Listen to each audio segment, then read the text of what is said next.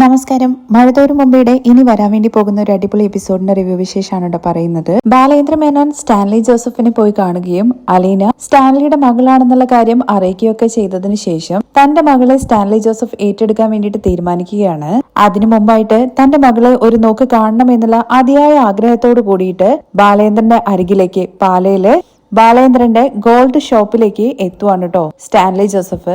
Stanley ആരാണെന്നുള്ള കാര്യം ബാലേന്ദ്രന് മാത്രമാണല്ലോ അറിയുന്നത്. കടയിലേക്ക് ഒരു കോട്ടും സൂട്ടും ഒക്കെ ഇട്ടിട്ട് ഒരാൾ കയറി വരുന്നത് കാണുമ്പോൾ അവിടേക്ക് വന്നിരിക്കുന്ന ഒരു കസ്റ്റമർ ആണെന്ന് കരുതിയിട്ട് ഗോവർദ്ധനൻ അദ്ദേഹത്തിന്റെ അരികിലേക്ക് ചെല്ലുകയും അദ്ദേഹത്തെ വെൽക്കം ചെയ്യുകയും ചെയ്യുന്നുണ്ട്. ഗോവർദ്ധനന്റെ അരികിലേക്ക് എത്തിയ സ്റ്റാൻലി ജോസഫ് തനിക്ക് ബാലേന്ദ്രനെ കാണണം എന്നുള്ള ആവശ്യം പ്രകടിപ്പിക്കുകയാണ്. തന്റെ പേര് സ്റ്റാൻലി ജോസഫ് എന്നാണെന്നും കൂടി ഗോവർദ്ധനന്റെ അടുത്ത് പറയുന്നുണ്ട്. ആ പേര് കേട്ട ഉടനെ തന്നെ ഗോവർദ്ധനാണെന്നുണ്ടെങ്കിൽ അലീനയുടെ അച്ഛനാണെന്നുള്ള കാര്യം മനസ്സിലാവാണ്. അന്ന് അദ്ദേഹത്തിന്റെ വീട്ടിൽ പോയിട്ടുണ്ടായിരുന്നെങ്കിലും ഗോവർദ്ധനൻ സ്റ്റാൻലി ജോസഫിനെ കണ്ടിരുന്നില്ല. ഉടനെ തന്നെ എന്താണ് ചെയ്യേണ്ടതെന്നുള്ള കാര്യം അറിയാതെ പെട്ടെന്ന് ഗോവർദ്ധനൻ ബാലേട്ടന്റെ അരികിലേക്ക് ചെല്ലുകയും ബാലേട്ട, അലീനയുടെ അച്ഛൻ വന്നു എന്നുള്ള കാര്യം ഭയങ്കര ടെൻഷനോട് കൂടിയിട്ട് ചെന്ന് പറയുകയും ചെയ്യുന്നുണ്ട് കേട്ടോ.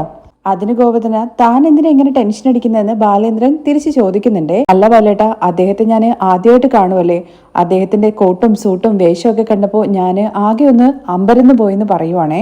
നീ എന്തായാലും അദ്ദേഹത്തിന്റെ അടുത്ത് ഉള്ളിലേക്ക് വരാൻ വേണ്ടി പറയൂ എന്ന് ഗോവർദ്ധനന്റെ അടുത്ത് ബാലേന്ദ്രൻ പറയുന്നുണ്ട്.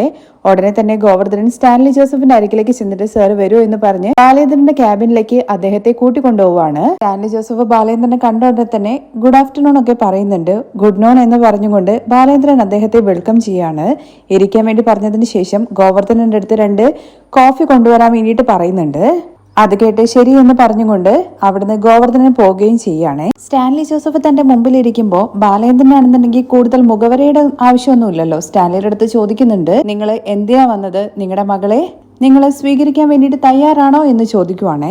ഇത് കേട്ട സ്റ്റാൻലി അതേ തയ്യാറാണ്, പക്ഷെ അതിനു മുമ്പായിട്ട് എനിക്ക് ബാലേന്ദ്രന്റെ അടുത്ത് കുറച്ച് കോൺഫിഡൻഷ്യൽ ആയിട്ട് സംസാരിക്കാനുണ്ടെന്ന് പറയുവാണേ. അതിന് നമുക്ക് പുറത്ത് വല്ല ബാറിലോ റെസ്റ്റോറന്റിലോ അങ്ങനെ എവിടെയെങ്കിലും പോയാലോ എന്ന് ചോദിക്കുവാണ്. കാരണം അദ്ദേഹം കുറച്ച് മദ്യപ്രേമിയാണല്ലോ, എപ്പോഴും സിപ്പ് ചെയ്തുകൊണ്ട് നടക്കുന്ന ഒരാളായതുകൊണ്ട് തന്നെ അങ്ങനത്തെ ഓഫേഴ്സ് ആണ് നൽകുന്നത്. പക്ഷെ ബാലേന്ദ്രനാണെന്നുണ്ടെങ്കിൽ നിങ്ങൾ ഒരു കാര്യം മനസ്സിലാക്കണം, നിങ്ങൾ ഈ നാട്ടിൽ വന്ന് ആരെങ്കിലും കണ്ടാൽ വൈജയന്തിയോ അല്ലെങ്കിൽ അവളുടെ ആങ്ങളെയാണെങ്കിൽ ശിവശങ്കരൻ, അദ്ദേഹവും ഈ നാട്ടിൽ തന്നെയുണ്ട്. നിങ്ങളെ പുറത്ത് വെച്ച് കാണുന്നത് അത്ര സേഫ് ആയിട്ടുള്ള കാര്യമാണെന്ന് എനിക്ക് തോന്നുന്നില്ല. അതുകൊണ്ട് തന്നെ പുറത്തിറങ്ങാതിരിക്കുന്നതല്ലേ സ്റ്റാൻലി നല്ലത് എന്നുള്ള കാര്യം ചോദിക്കുമ്പോൾ ശരി, നമുക്ക് ഇവിടെ വെച്ച് സംസാരിക്കാം, നമുക്ക് കൂടുതലൊന്നും സംസാരിക്കാനില്ലല്ലോ. അലീനയെ നിങ്ങൾ നിങ്ങളുടെ മകളായിട്ട് സ്വീകരിച്ച് നിങ്ങളുടെ വീട്ടിലേക്ക് കൊണ്ടുപോകാൻ വേണ്ടിയിട്ട് തയ്യാറാണോ എന്നുള്ള കാര്യം മാത്രമേ എനിക്ക് അറിയാനുള്ളൂ. അല്ലാതെ നമ്മൾ തമ്മിൽ മുമ്പ് കണ്ടു പരിചയമോ അല്ലെങ്കിൽ വേറെ എന്തെങ്കിലും ബന്ധമോ അങ്ങനെയൊന്നും ഇല്ലല്ലോ. അതുകൊണ്ട് കൂടുതലായിട്ട് തനിക്കൊന്നും സംസാരിക്കാനില്ല എന്നുള്ള കാര്യം ബാലേന്ദ്രനും വ്യക്തമാക്കുന്നുണ്ട്. സ്റ്റാൻലി ആണെങ്കിൽ തനിക്ക് തന്റെ മകളെ സ്വീകരിക്കാൻ വേണ്ടിയിട്ട് തയ്യാറാണെന്നും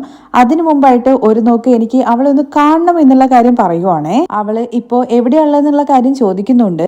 അവള് മറ്റെവിടെയല്ല, എന്റെ വീട്ടിൽ തന്നെ. അവിടെ കൊണ്ടുപോയി എന്തായാലും എനിക്ക് അലീനയെ നിങ്ങളെ കാണിക്കാൻ വേണ്ടിയിട്ട് പറ്റില്ല. ഒരച്ഛൻ എന്ന നിലയിൽ നിങ്ങൾക്ക് അവളെ കാണാനുള്ള എല്ലാ അധികാരങ്ങളും ഉണ്ട്. പക്ഷെ എന്റെ വീട്ടിലേക്ക് എന്തായാലും കൊണ്ടുപോകാൻ വേണ്ടി പറ്റില്ല.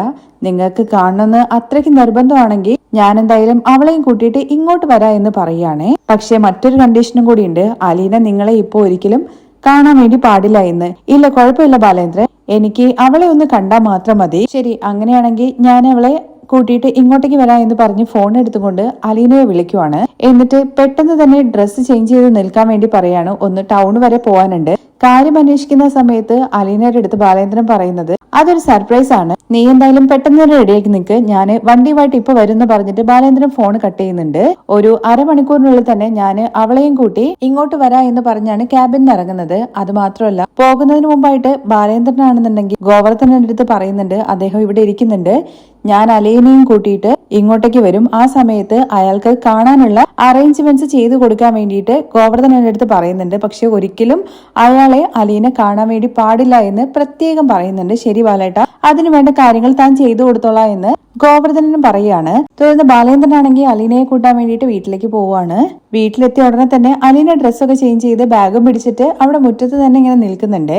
വണ്ടി വന്ന ഉടനെ തന്നെ അലീന ആ വണ്ടിയിൽ കയറുകയും കടയിലേക്ക് പുറപ്പെടുകയും ചെയ്യുന്നുണ്ട് കേട്ടോ. ആ കാറ് പോകുന്ന വഴിയിൽ വെച്ചിട്ട് അച്ഛന്റെ അടുത്ത് കാര്യങ്ങൾ അന്വേഷിക്കുവാണ് അലീന. എന്താണ് അച്ഛാ, എന്തിനാണ് നമ്മളിപ്പോ ടൗണിൽ പോകുന്നത് എന്നുള്ള കാര്യം? അത് സർപ്രൈസ് ആണെന്നുള്ള കാര്യം നിന്റെ അടുത്ത് ഞാൻ ഓൾറെഡി പറഞ്ഞല്ലോ, പിന്നെ അതിനെക്കുറിച്ച് ചോദിക്കാൻ വേണ്ടി പാടില്ല എന്ന് പറയുമ്പോ ഓ ശരി എന്തായാലും ഞാൻ അച്ഛന്റെ കൂടെയാണല്ലോ പോകുന്നത്, അതുകൊണ്ട് എവിടേക്കാണെങ്കിലും എനിക്ക് ഒരു കുഴപ്പമില്ല എന്ന് അലീന ഇങ്ങനെ പറയുന്നുണ്ട്. അലീന തന്റെ അച്ഛന്റെ കൂടെയാണല്ലോ പോകുന്നത് എന്നുള്ള കാര്യം പറഞ്ഞ സമയത്ത് നമ്മുടെ ബാലേന്ദ്രനാണെന്നുണ്ടെങ്കിൽ ഭയങ്കരമായിട്ട് അത് കൊള്ളുന്നുണ്ട് കേട്ടോ. വല്ലാത്തൊരു വിഷമം, തന്നെ വിട്ടിട്ട് അലീന പോകുമല്ലോ എന്നുള്ളൊരു വിഷമം ഉള്ളിലുണ്ട്. അത് കഴിഞ്ഞ് കുറച്ച് സമയത്തിനകം തന്നെ അവര് ആ ജ്വല്ലറിയിലേക്ക് കയറുന്നുണ്ട്. ബാലേന്ദ്രന്റെ വണ്ടി വന്ന ഉടനെ തന്നെ സ്റ്റാൻലിയുടെ അരികിലേക്ക് ചെല്ലുവാണ് ഗോവർദ്ധനൻ. എന്നിട്ട് നിങ്ങളുടെ മകള് വരുന്നുണ്ട് എന്നുള്ള കാര്യം പറയുവാണ്. അലീനയും കൂട്ടിയിട്ട് സ്വർണ്ണക്കടയിലേക്കാണല്ലോ ബാലേന്ദ്രൻ കയറി വരുന്നത്. അച്ഛ, ഇവിടെ എന്തിനാ നമ്മൾ വന്നത്? എല്ലാം ഉണ്ട് എന്ന് പറഞ്ഞിട്ട് നേരെ അവിടുത്തെ സ്റ്റാഫിന്റെ അടുത്തൊക്കെ കുറച്ച് ഓർണമെന്റ്സും കാര്യങ്ങളൊക്കെ ന്യൂ കളക്ഷൻസ് എടുത്തു കൊടുക്കാൻ വേണ്ടിട്ട് പറയുന്നുണ്ട്. അച്ഛ, ആർക്കാ അച്ഛ സ്വർണ്ണം എടുക്കാൻ വേണ്ടി പോകുന്നത്? അതെല്ലാം ഉണ്ട്, നീ കുറച്ച് നല്ല ഡിസൈൻസ് നോക്കിയിട്ട് സെലക്ട് ചെയ്യാൻ വേണ്ടിട്ട് പറയുവാണ്. ശരി അച്ഛ എന്ന് പറഞ്ഞിട്ട് അലീന ആ സ്വർണ്ണങ്ങളെല്ലാം സെലക്ട് ചെയ്യുന്നുണ്ട്. അച്ഛ, എന്തൊക്കെയാ വേണ്ടെന്ന് ചോദിക്കുമ്പോ ഒരു മാല, അതുപോലെ വള, അങ്ങനെ ഓരോ കുറച്ച് സാധനങ്ങൾ പറയുന്നുണ്ട് കേട്ടോ. അത് പ്രകാരം തന്നെ അലീന എല്ലാം സെലക്ട് ചെയ്ത് വെക്കുകയാണ്. അലീനയുടെ ദേഹത്ത് തന്നെ ആ സ്വർണ്ണങ്ങളെല്ലാം അണിയിച്ചുകൊണ്ട് അതിന്റെ സൗന്ദര്യം ആസ്വദിക്കുകയും ചെയ്യുന്നുണ്ട് കേട്ടോ. എന്നിട്ട് അച്ഛ, ഇത് ആർക്കാണെന്നുള്ള കാര്യം അച്ഛൻ പറഞ്ഞില്ലല്ലോ. ഉടനെ ഇത് അലീനയ്ക്കാണെന്ന് പറയണേ. അത് കേട്ട ഉടനെ തന്നെ അച്ഛ, എന്തിനാണ് അച്ഛ എനിക്ക് ഇത്രയും ആഭരണങ്ങള്? എനിക്ക് സ്വർണത്തിനോടൊന്നും താല്പര്യമില്ല എന്നുള്ള കാര്യം അച്ഛൻ അറിയില്ലെന്ന് ചോദിക്കുമ്പോ അതെല്ലാം ശരി തന്നെയാണ്, നിനക്ക് കല്യാണത്തിന്റെ സമയത്ത് യൂസ് ചെയ്യാലോ, അതൊക്കെ അച്ഛൻ അപ്പം നോക്കിയാ പോരെ, എന്തിനാണ് ഇപ്പോഴും എടുത്തു വെക്കുന്നതൊക്കെയാണ് കേട്ടോ അലീന ചോദിക്കുന്നത്. എല്ലാം എന്റെ ഒരു സന്തോഷത്തിന് വേണ്ടിയിട്ടാണ്. ഇതൊന്നും അച്ഛ വേണ്ട അച്ഛ. പിന്നെ ഈ സാധനങ്ങളൊന്നും നിനക്ക് ഇപ്പൊ തരാൻ വേണ്ടിട്ട് പോകുന്നില്ല. എല്ലാം നിന്റെ കല്യാണത്തിന്റെ സമയത്ത് ഞാൻ തന്നെ നേരിട്ട് കൊണ്ടുതരും. നിന്റെ കയ്യിൽ വന്നു കഴിഞ്ഞാൽ നീ വേണമെന്നുണ്ടെങ്കിൽ ഇത് വിറ്റിട്ട് വല്ല അനാഥാലയത്തിനും കൊണ്ടുപോയി കൊടുക്കുന്നുള്ള കാര്യം എനിക്ക് നന്നായിട്ട് അറിയാന്നൊക്കെ പറയുമ്പോ, ആഹാ, അച്ഛനെന്നെ കളിയാക്കാനൊക്കെ തുടങ്ങിയല്ലേ? ഞാൻ കളിയാക്കിയതല്ല, കാര്യം പറഞ്ഞതാ. ശരി, എന്തായാലും അച്ഛ, എനിക്ക് അങ്ങനെ ആഭരണങ്ങളോടൊന്നും ഒരു താല്പര്യമില്ല. ഞാൻ അങ്ങനെ ഇട്ട് നടക്കില്ല എന്നുള്ള കാര്യം അച്ഛനും അറിയാവുന്നതല്ലേ. ശരി, എന്തായാലും നല്ല മോഡൽസ് വന്നപ്പോ നിനക്ക് ഇഷ്ടപ്പെട്ടത് ഒന്ന് സെലക്ട് ചെയ്ത് വെക്കാന്ന് വിചാരിച്ചു, അത്ര മാത്രമേ ഉള്ളൂ എന്ന് പറഞ്ഞിട്ട് ബാലേന്ദ്രൻ കുറച്ച് കാര്യങ്ങളൊക്കെ സംസാരിച്ച് അലീനയെ വീണ്ടും തിരികെ വീട്ടിലേക്ക് കൊണ്ടുവിടുവാണ് കേട്ടോ ചെയ്യുന്നത്. അതിൻ്റെ ഇടയ്ക്ക് സ്റ്റാൻലി ആണെന്നുണ്ടെങ്കിൽ മറന്നു നിന്നുകൊണ്ട് തന്റെ മകളെ കാണുന്നുണ്ട്. തന്റെ മകളെ ആദ്യമായിട്ട് കണ്ട സ്റ്റാൻലിയുടെ മനസ്സൊന്ന് പെടയുന്നുണ്ട്. എത്രയാണെങ്കിലും പട്ടാളക്കാരനാണെങ്കിലും ഇനി മറ്റാരാണെന്നുണ്ടെങ്കിലും സ്വന്തം രക്തത്തിൽ പിറന്ന കുഞ്ഞിനെ ആദ്യമായിട്ട് കാണുന്ന സമയത്ത് മനസ്സ് വല്ലാതെ ഒന്ന് ഇടറുന്നുണ്ട്. അയാളുടെ കണ്ണുകളൊക്കെ ഇങ്ങനെ നിറയുന്നുണ്ട്.